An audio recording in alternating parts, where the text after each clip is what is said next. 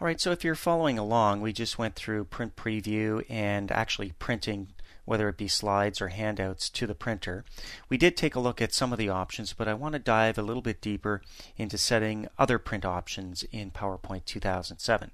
So you want to have a presentation open. I've got ECP3 open here from my Lesson 3 folder of my exercise files. So have that open before you continue on.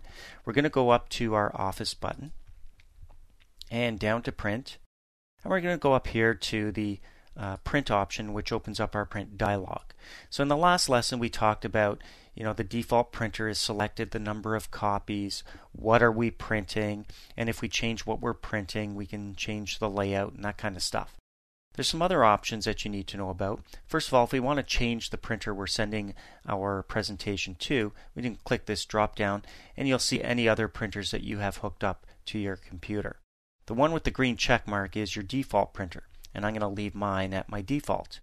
But we can go into the properties of that printer by clicking the Properties button over here on the right hand side. So give that a click, and you'll see the properties for your specific printer. So you're seeing mine, the HP DeskJet 3600 series, and you can see I've got a number of options here for paper quality. You can see that the default size is 11 by 8.5, which is letter size, but orientation.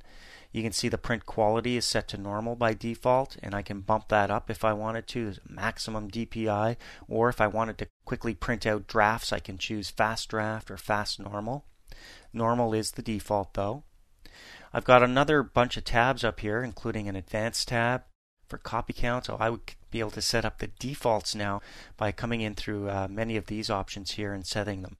So that means when I go to quick print, any options I've set up here, which will become the defaults, will be activated for quick printing. We saw paper quality, the effects. When we click here, you can see that we have some resizing options. We've got finishing options, print on both sides. It's a manual function for this particular printer, but we have that option here for our document options. We have color as well, so we can print in grayscale if we prefer. I have a color printer hooked up, but I might want to print in black and white. By default, I would click print in grayscale and then choose the quality. Will that be using my black print cartridge only, or will it be combining the colors to create black? So to save on my color cartridge, I click black print cartridge only. But I'm going to change that back so it's color. And then if it is color, I've got advanced color settings down here. Now this can be different for every printer, so you'll have something similar to what I have, but it may be organized differently for your particular printer. We've also got a services tab here for calibrating and cleaning print cartridges, and this again is for the HP 3600 series. So just so you know, you've got a number of, I'm going to hit cancel down here, properties options for the selected printer that shows up here in the name field. Now we already talked about how we can print all of the slides in a presentation, just the current slide or specific slides, but we can also change what we're printing. By default, slides is showing up here, but when it's time to print out our handouts, we can come down here and then select the layout for our handouts. So if I wanted 9 slides per page, they're going to be pretty tiny slides and hard to read, but I'm going to save on paper. So you have to figure out what works best for your presentation. You can also scale, in this case, the handouts to fit to your paper. So if you're changing paper sizes, it'll scale them for you, which is kind of nice.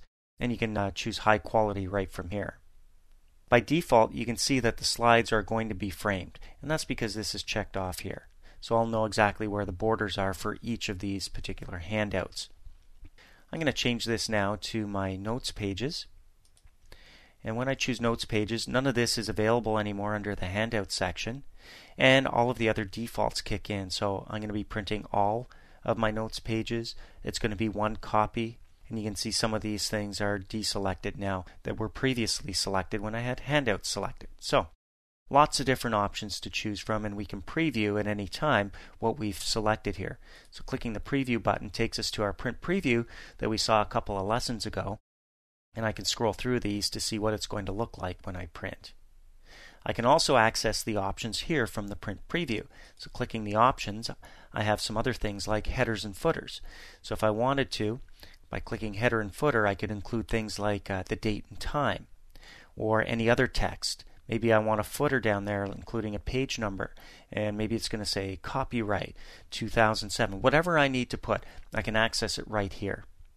This is for notes and handouts. I can also do the same for slides. Any changes I make here can be applied to the slide I'm looking at or all the slides in my presentation. I'm going to hit cancel. Other options when we go to the options includes a color or grayscale if we prefer to print that way for our handouts.